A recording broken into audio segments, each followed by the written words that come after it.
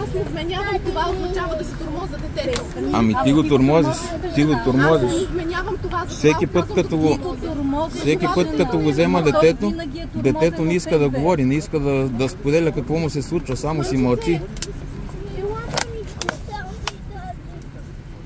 Мамо, аз те разбирам, обаче, нали знаеш, че трябва да дойдеш малко и при мама пиленце, защото много ми липсваш.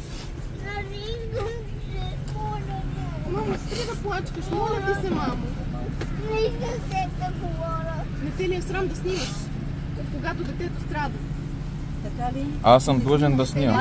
Майка ти сега какво прави? Какво прави майка ти? Детето се станало на 5 метра от тебе и не те ли е срам да снимаш? А майка ти как снима? Свали телефон Детето? и да си правиш Детето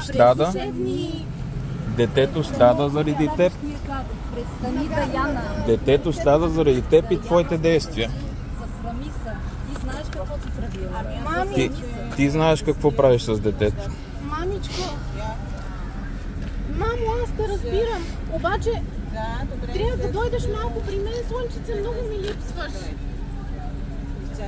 Слънчице, кой мамо ти ги казва тези неща? Тати ли, мамо? Ти много го обичаш, а мама не те ли обича без Слънце? Не ме обичаш, а като дойдеш при мен, защо казваш, мамо, че ме обичаш? Казва от страх. Престани да суфлираш. Ами от страх казва. Защо му думите в устата ти? Не му ги набирам. Може ли да му лъкнеш? Детето се страхува от теб. Не дай да съжаляваш. Аз съжалявам за много неща. Съжалявам, че въобще да казвам, мамо, пиленце,